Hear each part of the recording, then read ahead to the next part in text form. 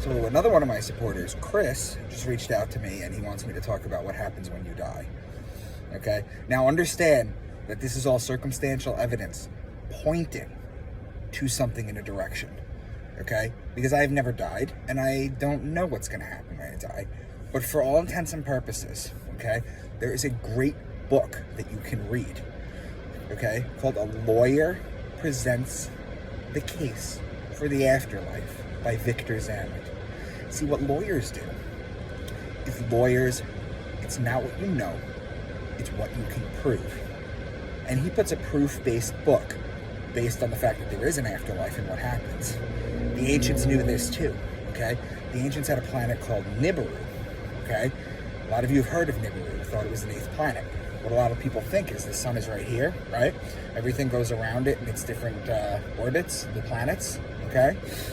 But they all go like this. Nibiru goes like this every 3,600 years. However, Nibiru in Sumerian means to cross over. That's what the word means. It's not a 8th planet. It's the afterlife.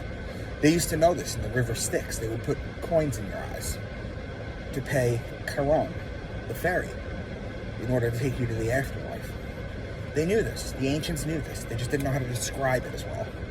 Okay? They did it more metaphorically. And as we know from John Dominic Crossan, we know that it's not that the ancients told literal stories and we're now smart enough to take them symbolically. It's that they told them symbolically, and we are now dumb enough to take them literally. So what happens when you die? Well, right before you die, your body floods with DMT. Okay? A lot of people see the white light. A lot of people see relatives. Okay? There are entities that come to visit you in the shape and form of comforting things. That's why a lot of people in their near-death experiences see Jesus, because he's a comforting figure. Now, the malevolent ones come to you in your scary thoughts, in your scariest thoughts of what you think the devil would look like. Okay? But what happens when you die? Well, your soul is released from your body. Okay?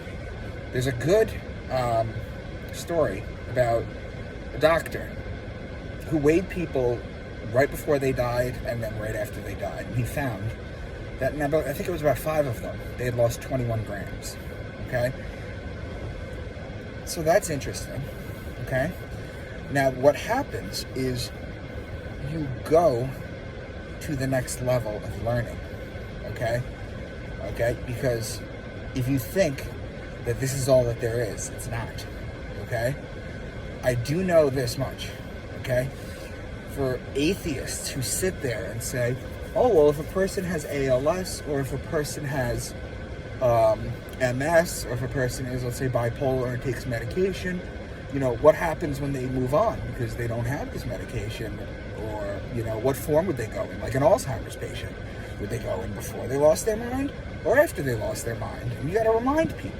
You have to remind people. Your soul is having a human experience. You are not your bio or neurochemistry, okay? Those are just avatars, okay, that you have to deal with on Earth, okay? Because no one said Earth was going to be easy.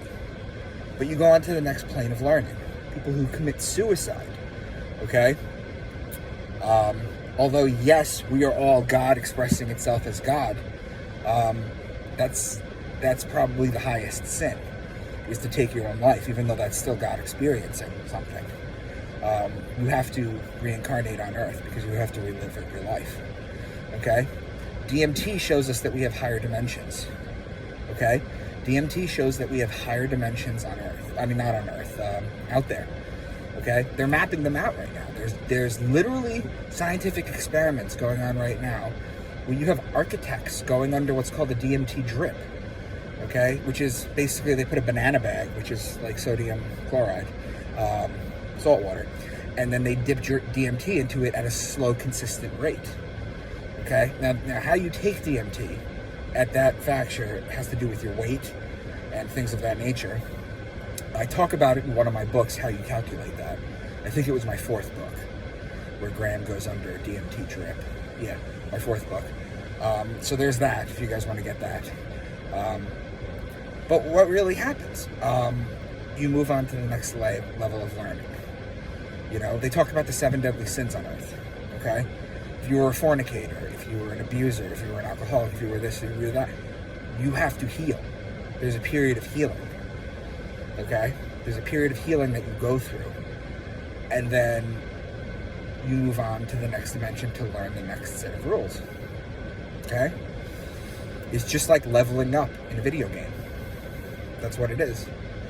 Okay? There is no hell. Hell is winter on earth. We've been over this. Okay? These entities, Satan, Lucifer, they don't exist. Okay? It's all in your mind. Okay? So, just wanted to share that with you.